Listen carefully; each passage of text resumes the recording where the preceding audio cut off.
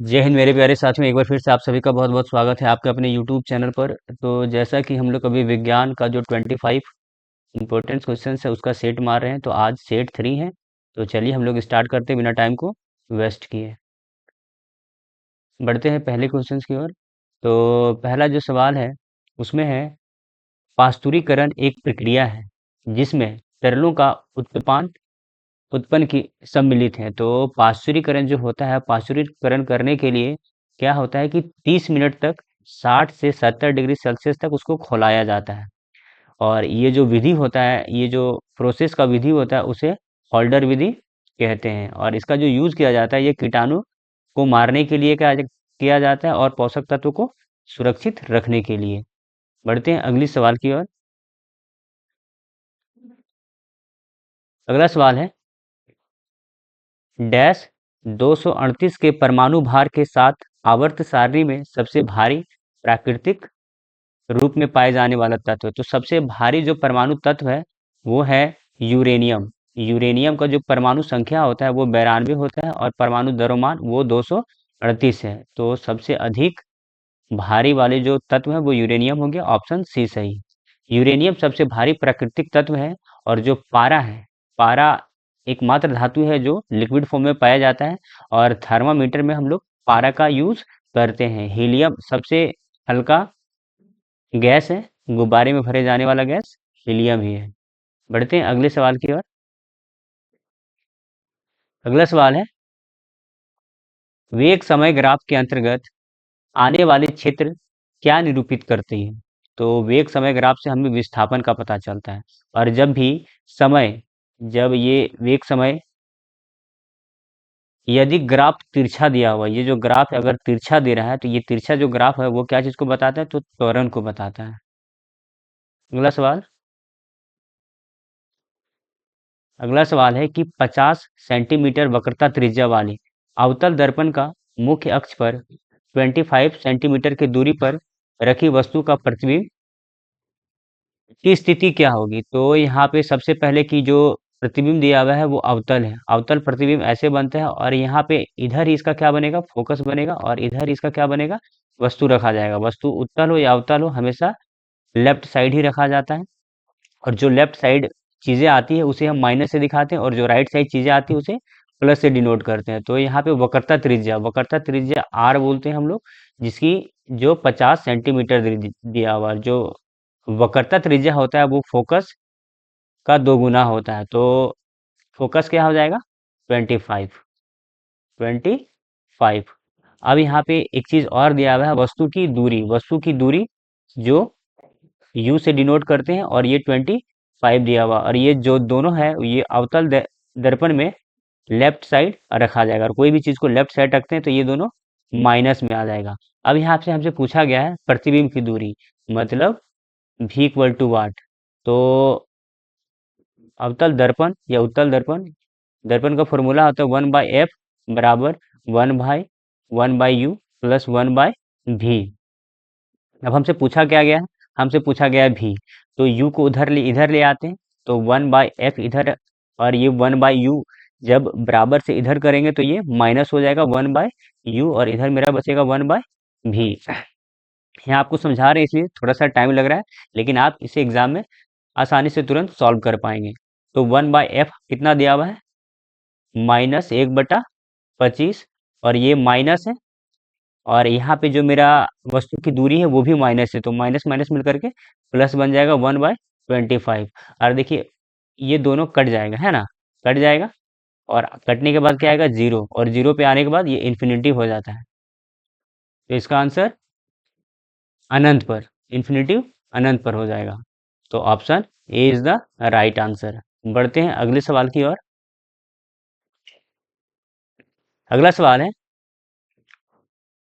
आदित्य अपने दोस्त को 35 न्यूटन बल के साथ धक्का देता है जिससे 5 मीटर पर सेकेंड का त्वरण उत्पन्न होता है। तो दोस्त का द्रव्यमान ज्ञात कीजिए। अब यहाँ पे देखिए द्रव्यमान ज्ञात करना है तो फोर्स बराबर फॉर्मूला होता है मास इनटू एक्सलरेशन। जो कि यहाँ पे बल आपका दिया हुआ कितना, 35, और मास हमसे पूछा गया है, और त्वरण यहाँ पे दिया हुआ है 5 मीटर/सेकंड। जब इसको सॉल्व करेंगे तो आ जाएगा 7 किलोग्राम, जो कि आदित्य का जो द्रव्यमान हो जाएगा 7 किलोग्राम हो जाएगा। बढ़ते हैं अगले सवाल की ओर।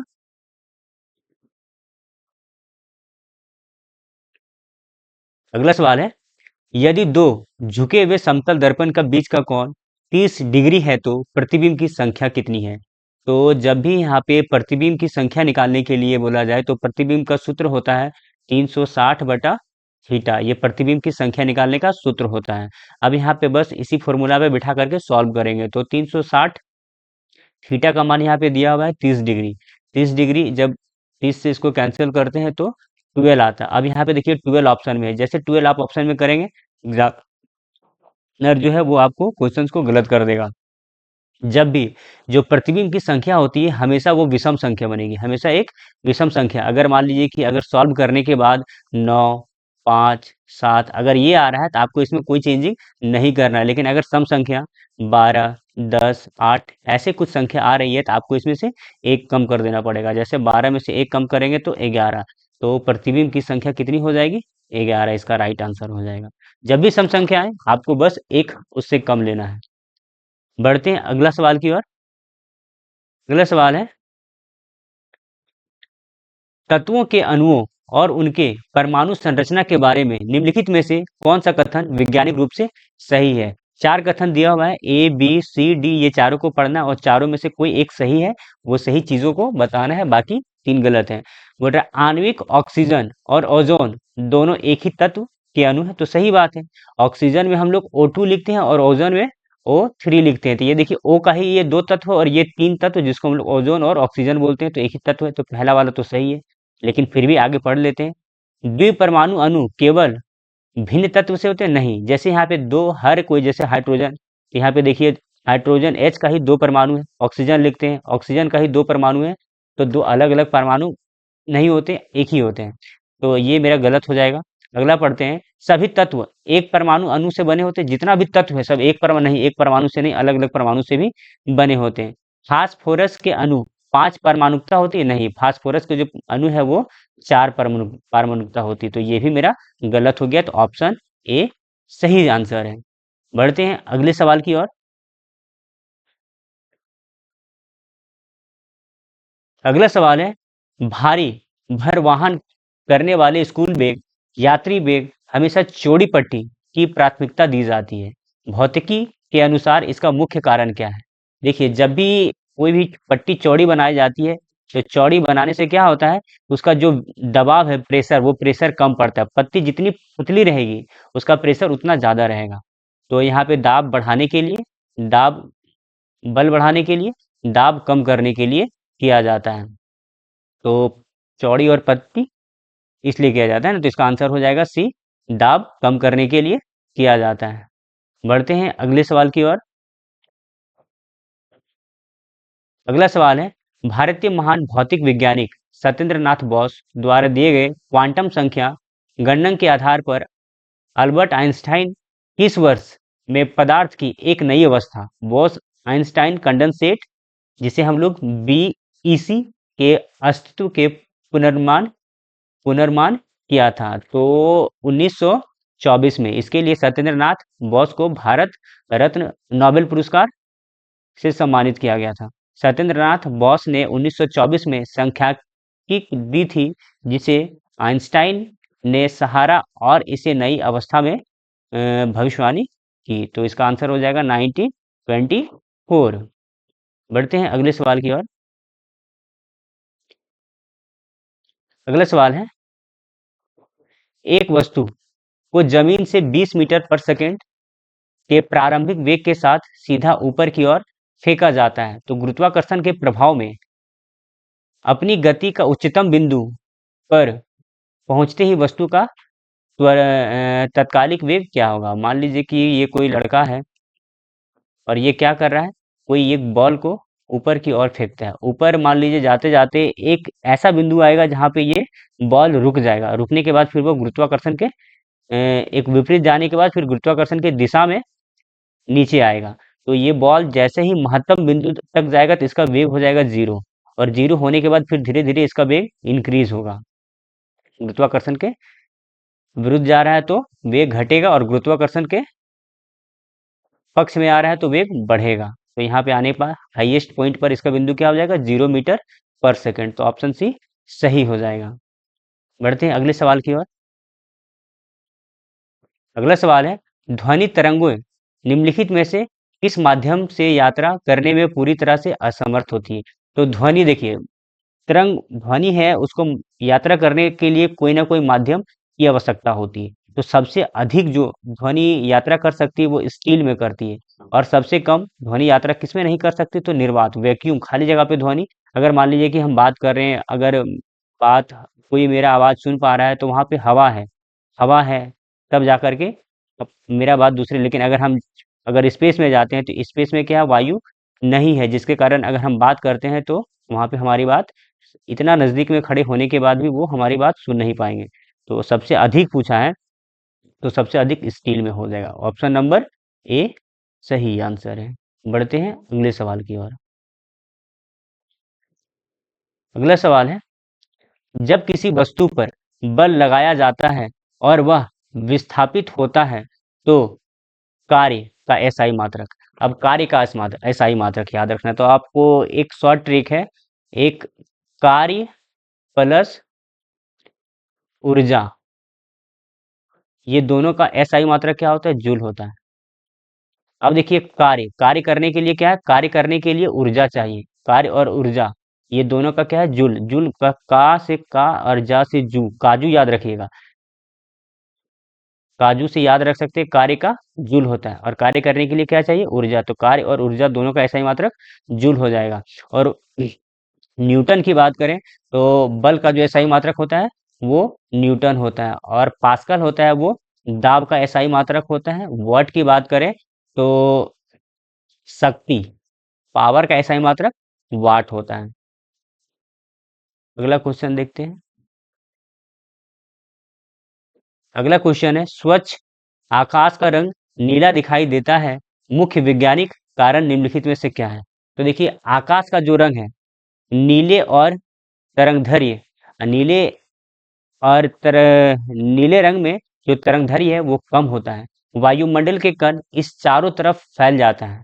तो ये जो अपवर्तनांक है, अपवर्तनांक में क्या होता है कि जो तारे का टिमटिमाना या आकाश का रंग नीला दिखाई देना, ये किसके कारण होता है, अपवर्तनांक के कारण होता है। अगले क्वेश्चन की ओर बढ़ते हैं।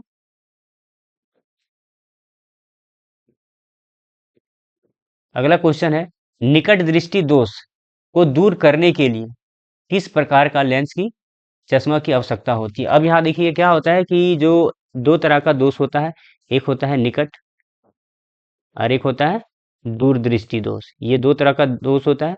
अगर यहाँ पे देखिए, अगर निकट दृष्टि को दूर करने के लिए हम लोग अवतल अवतल लेंस का यूज करते हैं, और दूर दृष्टि को दोष दूर करने के लिए उत्तल। अब यहाँ पे देखिए, निकट में क्या होता है कि निकट में निकट वाली चीजें दिखती है लेकिन दूर वाली चीजें नहीं दिखती, और दूर दृष्टि दोष में क्या होता है कि दूर वाली चीजें दिखाई देती है लेकिन निकट वाली चीजें दिखाई नहीं देती है। तो यहाँ पे आप देखिए किसमें क्या यूज करते हैं। निकट देखिए ये 3 अक्षर का बना हुआ है, और दूरी देखिए ये 2 अक्षर का बना हुआ है, ये 3 अक्षर का बना हुआ है, ये 2 अक्षर का बना हुआ है। तो देखिए, अवतल को देखें तो ये 4 अक्षर का बना हुआ है, ये 3 अक्षर का बना हुआ है। तो देखिए, निकट क्या है, ज्यादा बड़ा के लिए बड़ा, और छोटा के लिए छोटा। इससे आप याद रख सकते हैं, कभी भी कंफ्यूजन क्रिएट नहीं होगा। तो इसका आंसर आपका ऑप्शन नंबर बी सही हो जाएगा। बढ़ते हैं अगले सवाल की ओर। अगला सवाल है, कोशिका का किस ऑर्गन को अक्सर कोशिका का पावर हाउस कहा जाता है? तो पावर हाउस हम लोग माइटोकॉन्ड्रिया को कहते हैं, और माइटोकॉन्ड्रिया में जो ऊर्जा है वो एटीपी के रूप में संचित होता है। और ये जो राइबोसोम है, राइबोसोम को प्रोटीन की फैक्ट्री कहते हैं, प्रोटीन का पाचन राइबोसोम में होता है। लाइसोसोम है, इसे आत्मघात की थैली कहते हैं। और केंद्रक है, ये केंद्रक क्या करता है, जितने कोशिका में जितने भी जितने भी कोशिका में किसी कोशिकांग है, ये सबको कंट्रोल करता है। इसे मास्टर मास्टर भी कहते हैं केंद्रक को। बढ़ते हैं अगले सवाल की ओर। अगला सवाल है, सार्वत्रिक गुरुत्वाकर्षण नियतांक जी का मान ब्रह्मांड में भिन्न भिन्न स्थान पर कैसा होता है। तो देखिए, जो ये एक जी होता है बड़ा और एक जी होता है छोटा, ये किसको बताता है? तो ये बताता है द्रव्यमान को बताता है, ये गुरुत्वाकर्षण को बताता है। ये द्रव्यमान को बताता है और ये गुरुत्वाकर्षण को बताता है। तो जो द्रव्यमान की मान है, चाहे आप अर्थ में चले जाएं या ब्रह्मांड में कहीं भी चले जाएं, तो जी का मान है वो नहीं बदलता है। और ये छोटा जी है, ये छोटा जी का मान बदलता है। अगर पृथ्वी पर, अगर मान लेते हैं कि पृथ्वी पर, अर्थ पर जी का मान अगर x है, तो मून पर क्या होता है? इसका मान x नहीं रहेगा। तो आपको सभी को पता है, पृथ्वी का मान का 1/6 जो मान है वो मून पर होता है। इसी तरह से हर एक अलग अलग जगह पे छोटा जी का मान बदलते हैं और बड़ा जी पूछा इसलिए हमेशा स्थिर रहता है। ऑप्शन नंबर 20 का सही जवाब हो जाएगा। अगला सवाल देखते हैं। अगला सवाल है, लोहे की वस्तुएं पर जंग लगना निम्नलिखित में से किस प्रकार का उदाहरण है? तो देखिए, कोई भी चीज में जंग लगना है, उदाहरण को अगर हम यहाँ पे देखें, एक होता है रासायनिक परिवर्तन, एक होता है फिजिकल और एक होता है केमिकल। तो क्या होता है कि फिजिकल और केमिकल में कैसे पता करेंगे कि किसमें फिजिकल परिवर्तन हो रहा है और किसमें केमिकल परिवर्तन? तो मानते हैं कि कोई ए और बी है, ए और ए पदार्थ है, जो ए पदार्थ से बी बन रहा है। अगर बी से फिर ए बनता है तो वो फिजिकल चेंजिंग कहलाता है। लेकिन अगर कोई पदार्थ ए है और ये पदार्थ ए पदार्थ बी बन रहा है, लेकिन फिर से ये बी से ए नहीं बन सकता, तो ये केमिकल रिएक्शन है। एग्जाम्पल से समझते हैं। एग्जाम्पल से अगर मान लीजिए कि ए के जगह में अगर पानी है, तो पानी से अगर हम बर्फ बना दिए, पानी से बर्फ बनाए तो बर्फ से फिर पानी बन सकता है, तो ये मेरा फिजिकल चेंजिंग हो गया। लेकिन अगर मान लीजिए कि यहाँ पे ए है, जैसे एग्जाम्पल के लिए कि हम चावल चावल को बॉईल करके भात बना दिए और फिर भात से चावल नहीं बन सकता, तो ये मेरा हो गया केमिकल रिएक्शन। तो यहाँ पे बता रहा है लोहे में जंग लगना कौन सा है? तो लोहे में एक बार जंग लगता है तो फिर वो लोहा पूर्ण रूप से उस तरीका से नहीं हो सकता जिस तरीका से पहले था। तो ये रासायनिक परिवर्तन, ऑप्शन बी इसका राइट आंसर है। बढ़ते हैं अगले सवाल की ओर।